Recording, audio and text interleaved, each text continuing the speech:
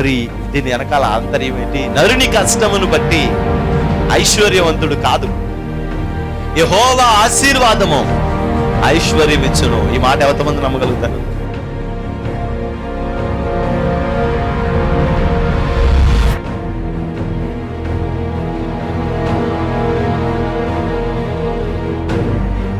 ఆ రక్షణను మనం చూడాలి, అనేక ఆత్మల రక్షణను మనం చూడాలి. దేవుని యొక్క మందిరంలో దేవుడు చేసే అద్భుత కార్యాలన్నిటినీ మన కన్నులారా మనం చూడాలి. నేడు ఈ ఇంటికి రక్షణ వచ్చింది. ఎప్పుడో మన దోషములను మనం విడిచిపెట్టుకున్నాం.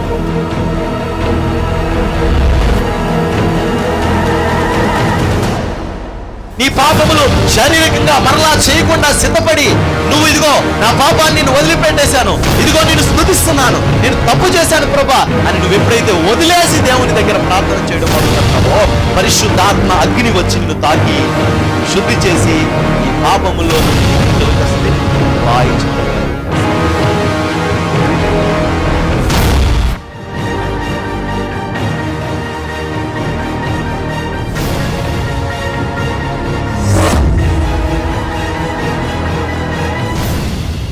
ప్రస్తుత కాలం తరువాత ఏమి జరుగునో అని తాము పడక మీద పరుండి ఉండి. కల కాదు ఇది, కల కాదు.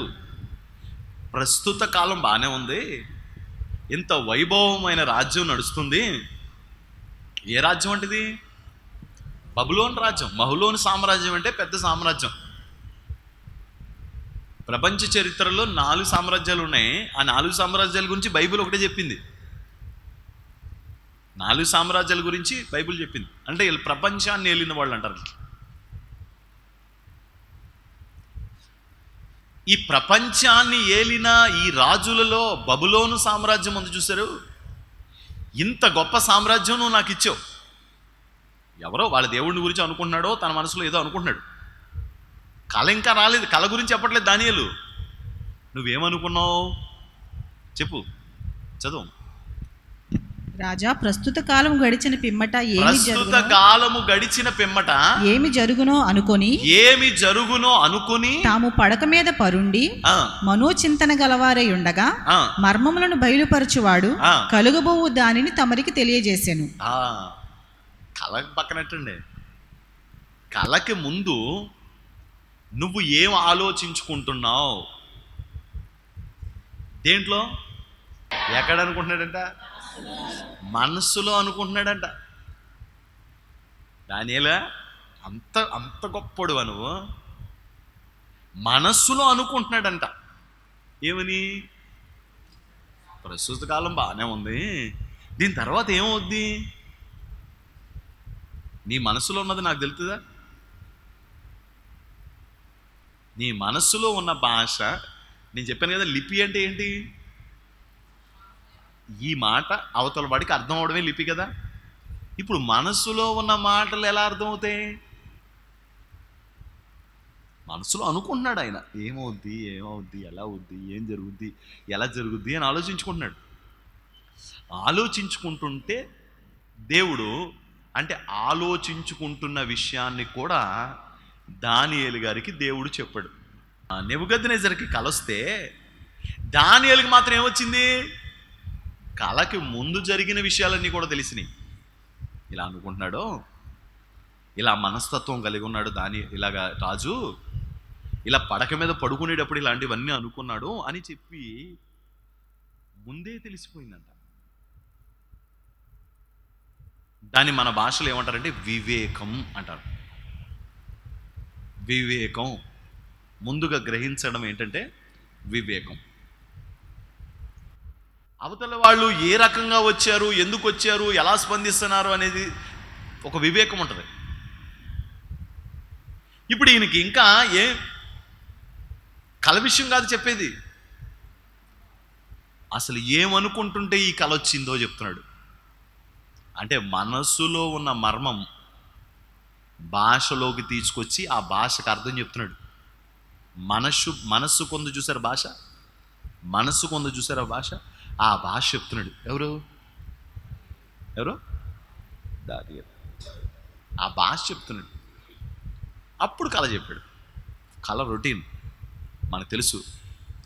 కానీ ఆయన ముందు విషయాలు ఎలా చెప్పాడు అని ఆలోచన చేస్తే గనక ఆ మనస్సులో ఉన్న లిపి ఉంది చూసారా, అందుకే అంటాడు యుక్తముగా ప్రార్థన చేయడం మీకు రాదు కాబట్టి మీరేం చేస్తారంటే ప్రార్థన చేయరు, ఏం చేస్తారు, మూలుగుతారు. నేను అన్నాను కదా, కోపం వచ్చినప్పుడు అలుగుతారు. ఎందుకు అలిగారో నీకు అర్థం అవ్వాలి. కోపం వస్తే కర్ర తీసుకొని కొడతారు. లిపియా అది కొట్టడం? లిపియా కాదు. కానీ ఎందుకు కొట్టాడో వాడికి అర్థం అవ్వకుండా అదే పప్పు చేస్తున్నాడు అనుకోండి, ఎరా నీ కొట్టినా సరే సిగ్గు రాలేదేంట్రా అనరా? నీకు అర్థం అవ్వాలి, నోటితో చెప్తే అర్థం అవ్వట్లేదు కదా, లిపి అర్థం అవ్వట్లేదు కదా. అందుకని నేనేం తీసుకున్నాను, కొన్నిటికి ఏం లేదని చెప్పాను మీకు, భాష లేదు, కొన్నిటికి భాష లేదు. వాస్తవానికి నీకున్న సమస్య ఏంటో నీకే తెలియదు, తెలుసా మీకు? వాస్తవంగా చెప్తున్నాను, మీకు ఏ సమస్య ఉందో అని మిమ్మల్ని అడిగితే అక్కర్లేని అని చెప్తారు మీరు, అవసరమైనవి చెప్పరు. మీకు అసలు తెలియదండి. మీకు సమస్యలు బాగా సమస్య ఏమైనా ఉంటే కనుక ఆ సమస్య రాయండి, పేపర్లో రాసి ఇవ్వండి, నేను ప్రార్థన చేస్తానంటే కట్ట వచ్చేసిందండి. ఎంత కట్ట, ఒక్కొక్క కట్ట తీస్తుంటే నాకండి కాళ్ళలో నొప్పులండి, అరిపాదాలు మంటలు ఎక్కుతాయండి, నా కోసం ప్రార్థన చేయండి అని రాశారు ఒక అంశం. రెండో అంశం ఏంటంటే మా ఆయన గారు తాగుడు మానట్లేదండి, ఎలాగోలాగా మానేయాలని ప్రార్థన చేయండి అన్నారు. మూడో అంశం ఏంటంటే వాళ్ళ అబ్బాయి ఒక సినిమా కొన్నాడంట, ఆ సినిమా వాళ్ళు డబ్బులు ఇవ్వలేదంట, ఆ డబ్బులు ఇవ్వాలని ప్రార్థన చేయండి అంటుందండి. బాగుంది. మూడో సమస్య ఏంటంటే మా ఆయన గారు వేరే ఆవిడతో ప్రేమలో పడ్డాడు, అది ఎలాగైనా వదిలి. నాకు అర్థం కావట్లేదు, మీరు ఏం రాస్తున్నారా అసలు మీకు సమస్య ఏంటో తెలుసా?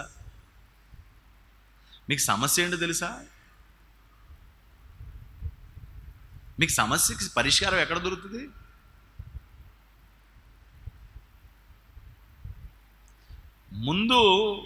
ముందు నేను మారితే ఏమవుద్ది? నువ్వు మనసు మార్చుకుంటే నీ బ్రతుకు మారుతుంది. నా మనసు మారలేదు, బ్రతుకెలా మారుతుంది? ముందు ఏం మారు మనసు పొందాలి. నువ్వు నీ మనసు మార్చుకో, నీ బ్రతుకు మారుతుంది. ఈయన ఎక్కడ తీసుకెళ్ళి పెడితే బాగుంటాడో అర్థం కాలేదు. కుక్కని తీసుకెళ్ళి సింహాసనం కూర్చోబెట్టారంట, దాని విలువ తెలీదు.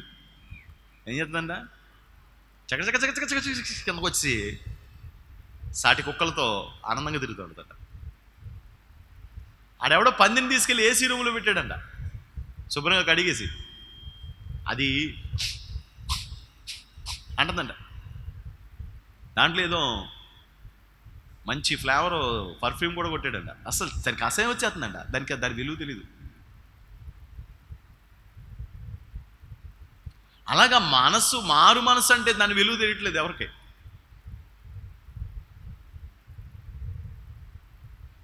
మారు మనసు అంటే దాని విలువ తెలియట్లా. నీ మనసు మారితే నీ జీవితంలో అన్నీ మారినట్టే. మనసు మారకపోతే నీ బ్రతుకులు ఏమీ మారవు. మనసు మారాలి. నువ్వు దేవుణ్ణి నమ్ముకొని బాప్తిసం పొందుకొని పరిశుద్ధాత్మను పొందుకొని భాషల్లో మాట్లాడి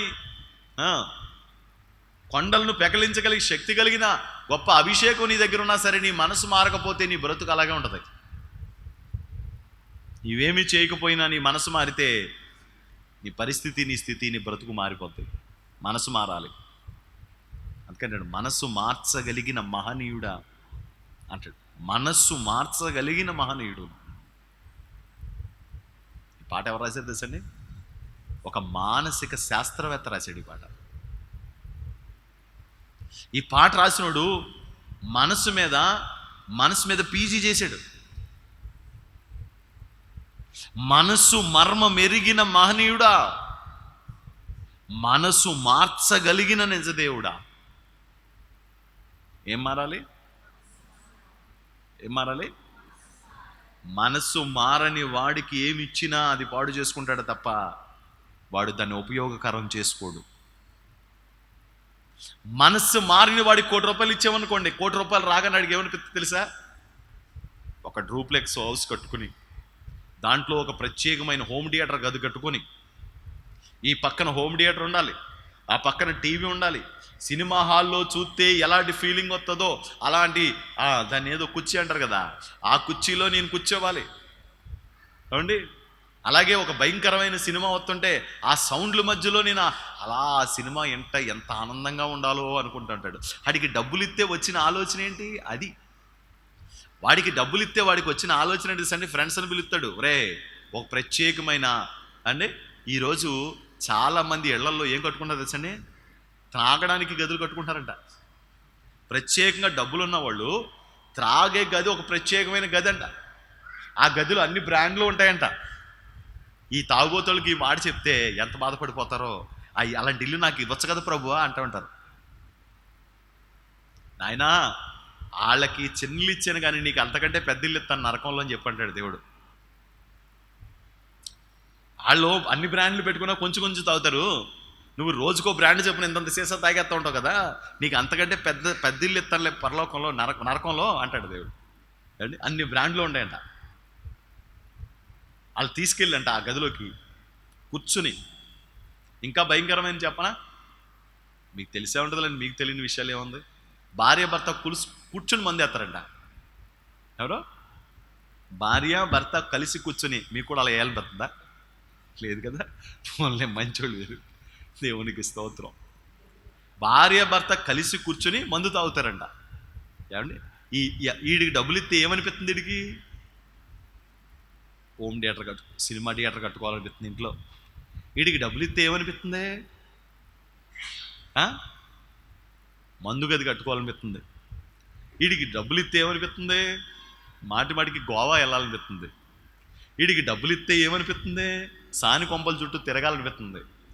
వీడికి డబ్బులు ఇస్తే ఏమనిపిస్తుంది?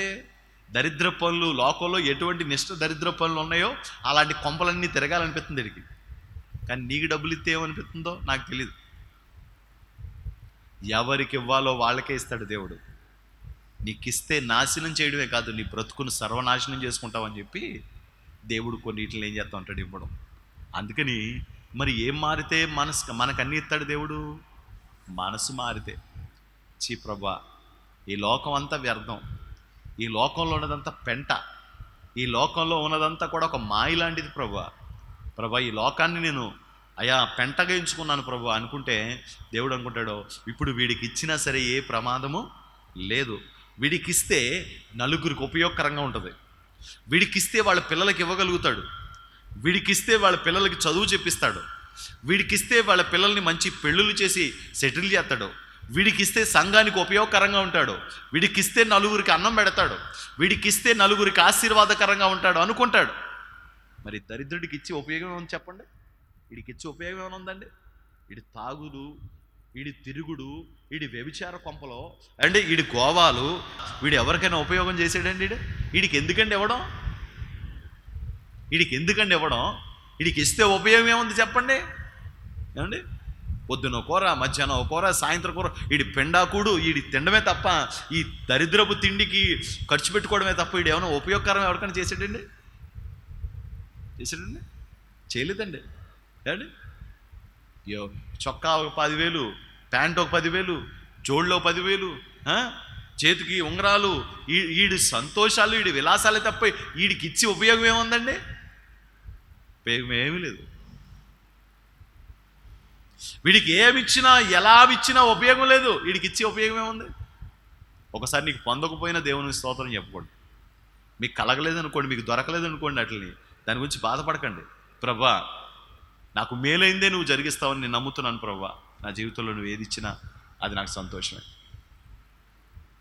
అన్నిటితో ఆరోగ్యాన్ని పాడు చేసుకుని వాడి జీవితాన్ని సర్వనాశనం చేస్తాను. రాత్రి నేను ఏదో పని మీద బయటికి వెళ్తే మాట్లాడుతూ ఒక అబ్బాయి చెప్తున్నాడు మాట. ఏమనంటే మా తెలుసున్న ఒక అతను ఉన్నాడు. అతనికంట లివర్ పాడైపోయిందంట తాగి. లివర్ పాడైపోయింది అంటాడు. లివర్ పాడైపోతే కోమాలోకి వెళ్ళిపోయాడు. ఫుడ్ లేదు. ఫుడ్ లేకపోతే మెల్లగా గొట్టం పెట్టి పోతున్నారంట. నోట్లోకి పోతారు కదా జ్యూసులో ఇన్ని, ఏది పోసినా కక్కేసుకుంటున్నాడంట. అందరూ చెప్పి విని సెలైన్లు అయి పెట్టి, లేక కాదమ్మా ఇంతకు మీరు భరించలేరు అని చెప్తే ఆడి ఫ్రెండ్స్కి ఒక ఆలోచన వచ్చిందంట. వీడు ఏం పోసినా కక్కేసుకుంటున్నాడని చెప్పంట ఇంటికి పంపించారండి. ఇంటికి ఆ గొట్టాలు ఇచ్చి, ఆ గొట్టాలో పోసుకోండమ్మా, బతికినంతకాలం పోయండి, చచ్చిపోతే కప్పెట్టండి అని చెప్పారు.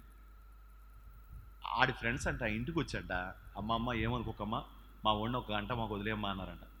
అని అంట ఒక క్వార్టర్ సీసా తీసుకొచ్చి, మందు సీసా, నిజంగానే చెప్తారు, నీళ్లలో కలిపంట ఆ గొట్టాలమ్మట పోసారంట. ఏమండి పెరుగన్నం మింగట్లేదంటాడు, అదే యాక్సెప్ట్ చేయలేదంట. జ్యూస్ ఎత్తుంటే యాక్సెప్ట్ చేయట్లేదంట.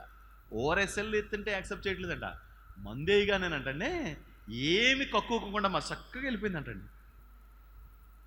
అలా ముమ్మారు పోసారంట. 4వ మారు పోతాకాడు లేడంట. ముమ్మారు పోసారంట, 3 సార్లు. అప్పుడప్పుడు వెళ్ళి 3 సార్లు పోసారంట. నిజంగా చెప్పారు వాళ్ళు. నాకు ఆశ్చర్యంగా కలిగింది. నేను అన్నాను, ఊరుకోవయ్యా మనవాళ్ళు ఏదో జోక్ చెప్పారండి. కాదండి బాబు, జోక్ కాదు, నిజంగా జరిగిందండి, యథార్థంగా జరిగిందండి అంటున్నారు. నాకు ఆశ్చర్యం అనిపించింది. అతను అలాంటోడే.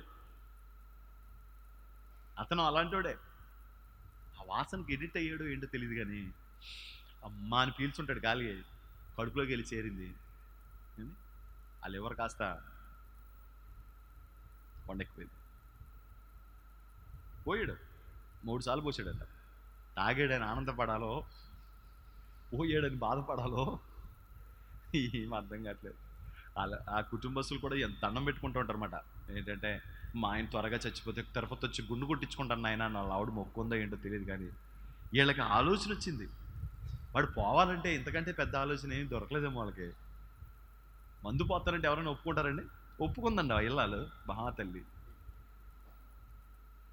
చచ్చినోడికి, కోమాలో ఉన్నవాడికి ముక్కులమ్మట గొట్టాల్లో ఉంటే ఆ గొట్టాల్లోంచి పోసారంట. అలా పోతే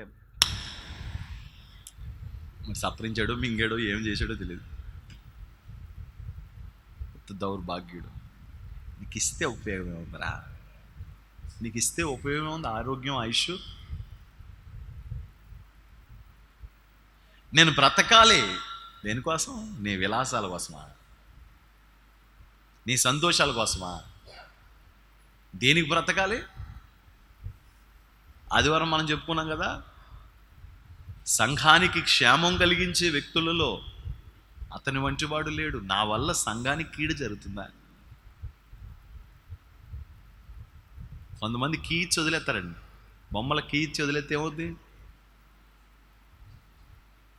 వెళ్ళిపోతూ ఉంటుంది అది. కొంతమంది కీచి వదిలేస్తారు. తప్పండి అది. నీ వల్ల సంఘానికి మేలు జరగాలి కానీ అలాంటి మూట కట్టుకోకూడదు కదా. మన వల్ల సంఘానికి చుట్టూ ఉన్న వాళ్ళకి మేలు జరగాలి. అంతేగాని సంఘాన్ని పాడు చేసేదే గుంపు, పాడు చేసే అనుభవం మనకు రాలకూడదు. మొన్నటి ఆదివారం చెప్పాను, మొన్నటి ఆదివారం చెప్పాను. మనం సంఘానికి ఎలా ఉండాలి?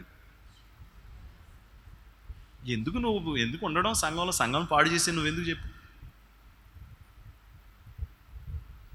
సంఘాన్ని పాడు చేసి ఎందుకు మనం ఉండడం? మన బ్రతికి ఉండడం వల్ల ఉపయోగం ఏమైనా ఉందో చెప్పండి. దేవుడు మనల్ని బ్రతికి సజీవుల లెక్కలో క్షేమంగా ఉంచినందుకు మనం ఏం చేయాలి? సంఘానికి క్షేమము కలుగు చేసే పని ఎప్పుడూ ఆలోచించాలి.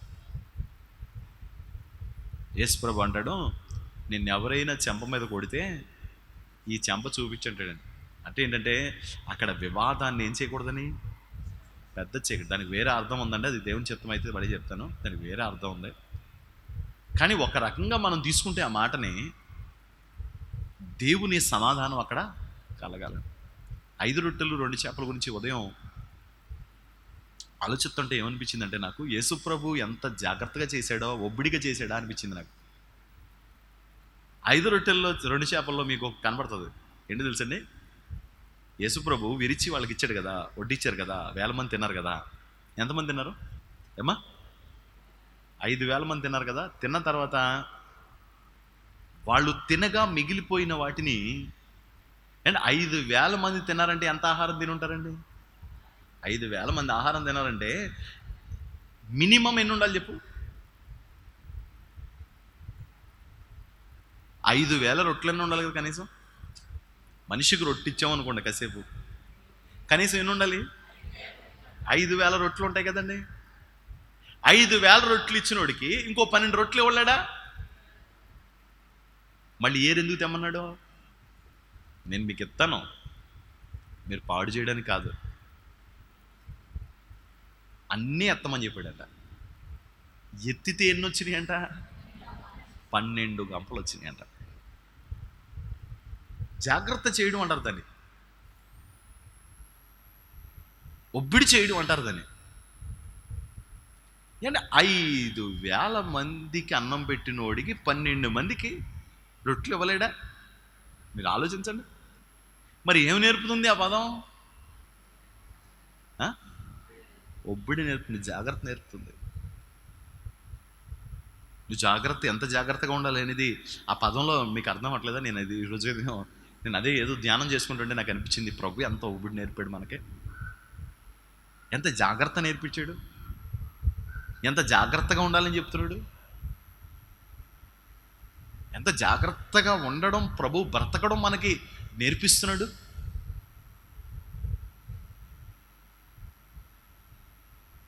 సంఘంలో, ఇంట్లో, వ్యక్తిగతంగా ఏముండాలి మనకి?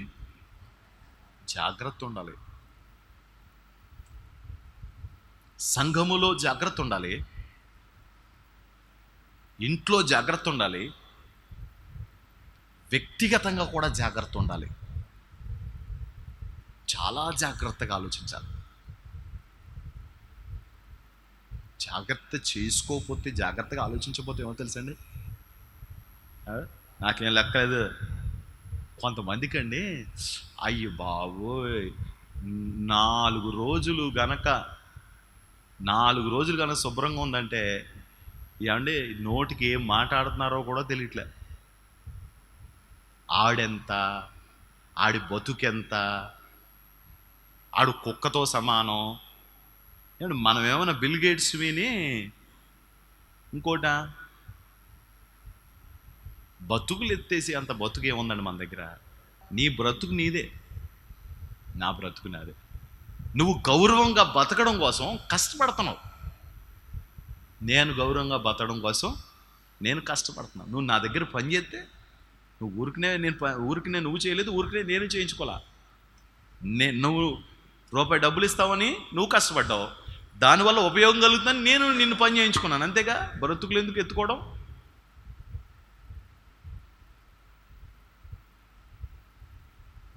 అలా ఎత్తుకుంటే మనకి బతుకులు ఉండవు. ఏమన్నా మనకి బ్రతుకులు ఉండవు. యేసుప్రభు ఏం నేర్పిస్తున్నాడు తెలుసా? ఒబ్బిడి నేర్పిస్తున్నాడు, జాగ్రత్త నేర్పిస్తున్నాడు, ఎలా ఉండాలో నేర్పిస్తున్నాడు. ఈరోజు ఈ పాఠం నాకు బాగా అనిపించింది. ఏదో సందర్భం అయితే మళ్ళీ దేవుడి సన్నిధిలో ఈ మాట చెప్తే కుటుంబాలు ఆశీర్వదించబడతాయి కదా అనిపించింది నాకు. కొందరు తీసుకోకపోవచ్చు, కానీ కొందరు తీసుకుంటారు. ఆ తీసుకున్న వాళ్ళలోంచి వచ్చే రిజల్ట్ మనకి చాలు. తీసుకున్న వాళ్ళ గురించి ఎందుకు మనకి? వాళ్ళు ఎప్పటికీ తీసుకోరు. తీసుకొని వాడేమి పొందుకోడు. సంఘములో జాగ్రత్త చాలా అవసరం. తర్వాత కుటుంబంలో జాగ్రత్త అవసరం. కుటుంబంలో జాగ్రత్త అవసరం. నేను జల్లేస్తాను, నేను పోసేస్తాను అనుకుంటే పాడైపోతాయి కుటుంబాలు. మనం పాడు చేసి, ఇప్పుడు ఉపయోగకరంగా ఏదైనా ఉపయోగించాలంట, పాడైపోవడానికి ఎందుకు ఉపయోగించుకోవడం చెప్పండి? ఉపయోగకరమైతే ఉపయోగించు, అనవసరంగా ఎందుకు ఉపయోగించడం? నన్ను అడిగితే అనవసరంగా ఓ చపాతీ కూడా చేయకూడదు. వీడు పీనా సేదవా, నువ్వేమన్నా పెద్ద బెల్లిగెట్టుగడికి పుట్టేవేటి? నువ్వు వీడి పేనా శాతం ఆని పేనా శాతం అన్నా. మీ నాన్నను బిల్గేటా తెచ్చిచ్చాడా? మీ నాన్న ఏమన్నా మా నాన్నను తెచ్చిచ్చాడా? ఎవడో కడుపు కట్టుకుంటే కానీ ఏమి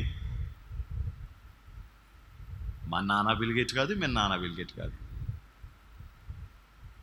ప్రతి ఓడికి ఎక్కడో దుక్కున ఏదో రికార్డు ఉంటుంది, మా తాత ఇలా పొడిచేసాడని.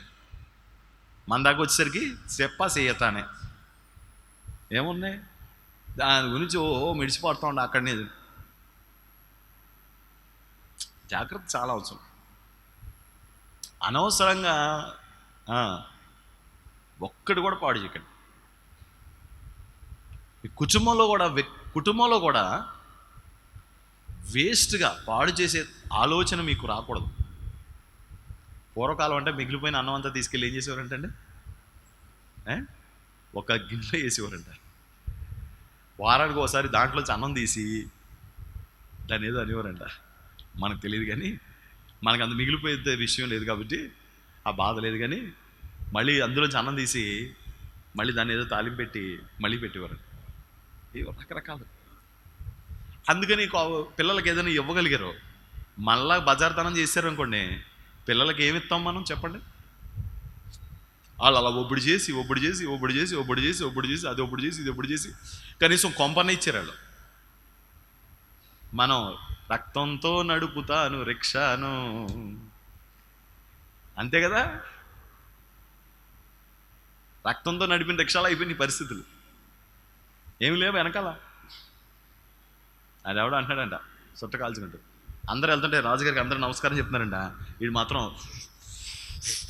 సిగరెట్ చుట్ట కాల్చేస్తున్నాడంట. అప్పుడు రాజుగారు అన్నాడంట, ఏంటాడు అంత ధీమాగా కాలుతున్నాడంటే, ఇంకెన్ని రోజులు ఉంది, 2 ఏళ్ళతో చుట్టట్టుకున్నాడు కదా, అంటే 3 ఏళ్ళు ఆడికి ఏమని పెట్టిందంటే అని కాల్చుకుంటాడు. ఇంకో 3 రోజుల దాకా మా ఇంట్లో బియ్యం ఉన్నాయి, కందిపప్పు ఉన్నాయి, సారు ఉంది, ఈ 3 రోజుల దాకా నేనే రాజుని, నేనే మంత్రిని, ఆ తర్వాత చూద్దాం, అప్పుడు దాకా నేను ఎలా బతుకుతాను, శంషేర్గా బతుకుతాను కానీ మొదలష్ట బతుకు కానీ నేను బ్రతకను అన్నాడు. రెండోది. మూడోది వ్యక్తిగతమైన జాగ్రత్త, ఒబ్బిడి. వ్యక్తిగతమైన ఒబ్బిడి ఉండాలి, వ్యక్తిగతమైన జాగ్రత్త ఉండాలి. అది ఊరికే వచ్చేస్తే మళ్ళీ వేరే తనంగా అయిపోతుంది. మనకు ఆలోచన రావాలి, ఇది మనం ఎలా చేస్తున్నాం, ఏం చేస్తున్నాం అనే ఒక మంచి సదాలోచన మనలోకి వచ్చి ఆ వ్యక్తిగతంగా ఆలోచించగలిగే ఆ శ్రద్ధ మనకు రావాలి.